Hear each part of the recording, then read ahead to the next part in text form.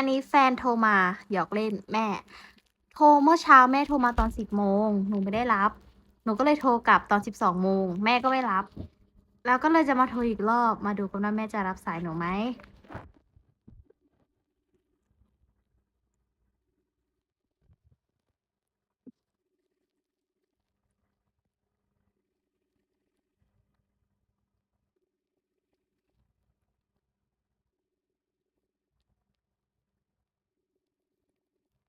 ขนาดแม่ยังเมิน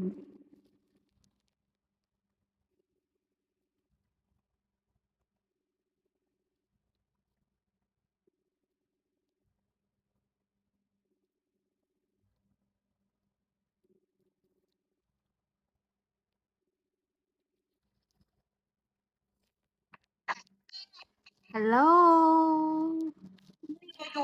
อีแม่ไปใส่ไปกินเลี้ยงลูกขายเป็นโบติช่วยเรื่องของซักแบบนี้ป้า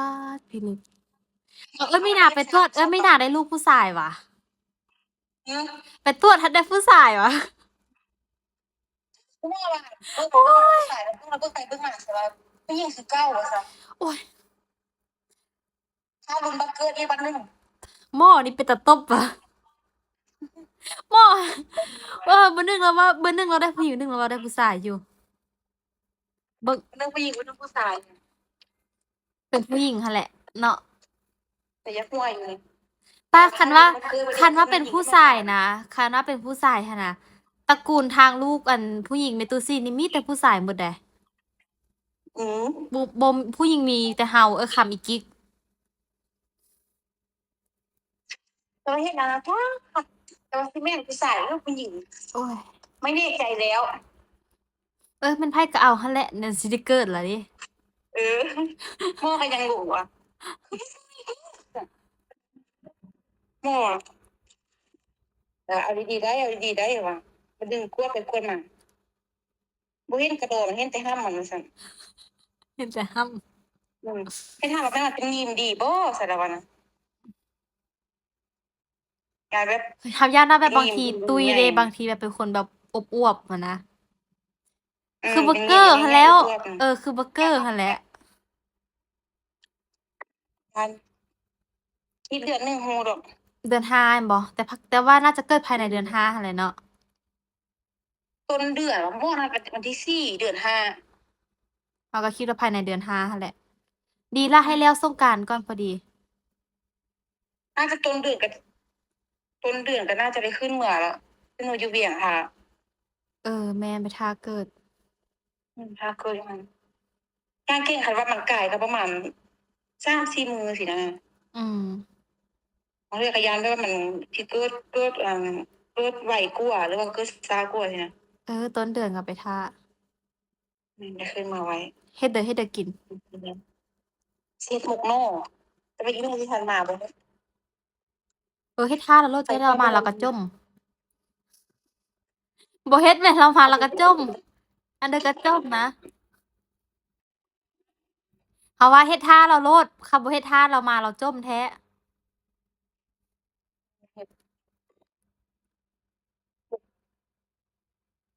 ห่อหมกกินเบียร์อยู่ติบัดนี้ สิกินเบียร์หั้นแหล้วบ่โทรหาลูกหาตาบ่โทรหาลูกหาเต้าเลย โทรไปก็บ่รับ โทรศัพท์คือว่าตังค์บ่เอาไปวะ ตั้งบ่ไปติบ่ อืม โอ้ยไปแต่ห้างเก่าอยู่ซั่น โอเค อีแม่โทรมาอีแม่มาเลยบอกให้เราโทรหาเด้อ โอเค โอเคจ้ะ บ๊ายบาย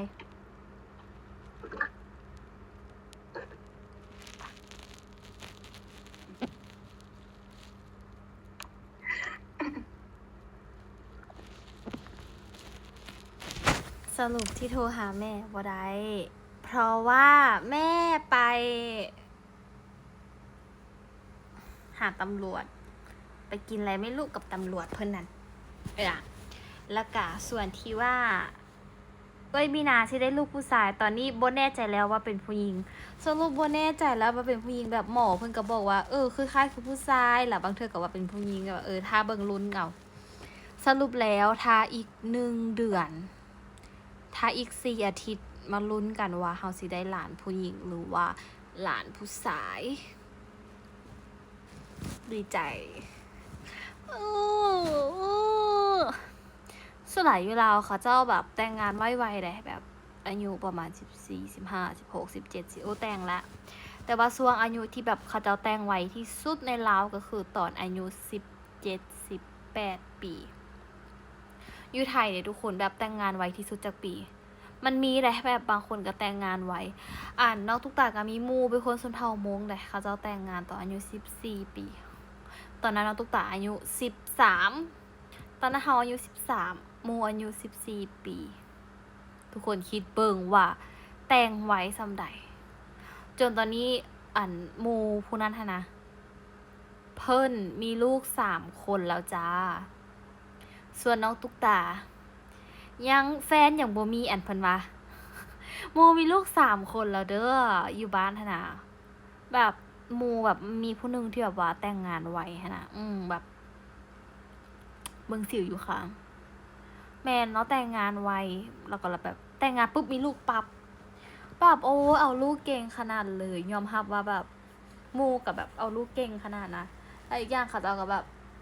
เลี้ยงลูกเขาเจ้าเก่งพร้อมเขาจะเป็นคนชนเผ่ามงนี่ป้าสลาย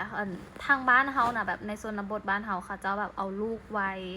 เอาลูกหลายเลี้ยงลูกเก่งขยันเอาลูกกันขนาดแล้วก็แต่งงานไว้พร้อม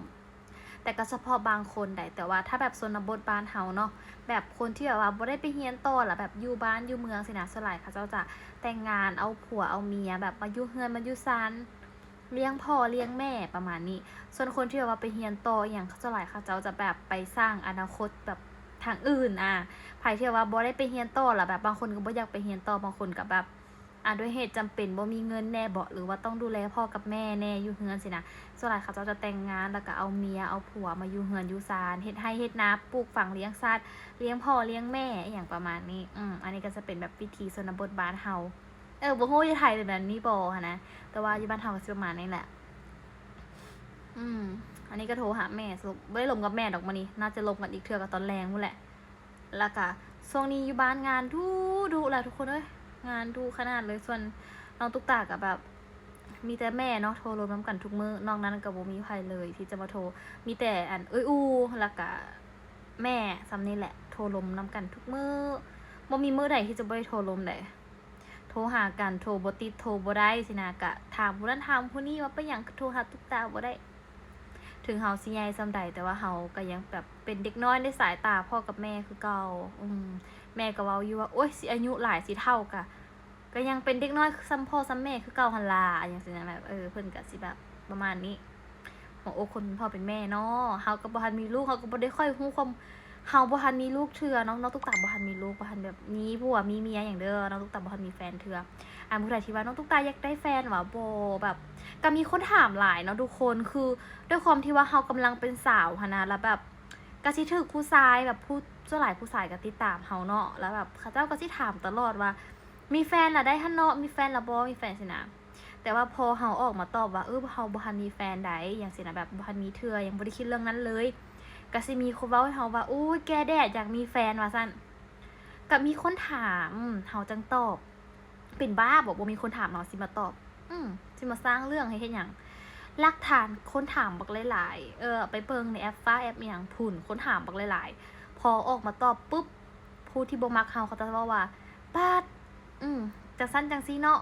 เฮาก็สิเจอคนเว้าให้แนวนี้แหละฉะนั้นก็คือออกมาตอบซื่อๆเด้อยังบ่มีเถื่อเดี๋ยวอีกบ่โดนก็สิได้กลับไปหาหลานแล้วเดี๋ยวถ้ามื้อใดหลานคลอดมื้อใดน้องตุ๊กตาจะสิได้กลับลาว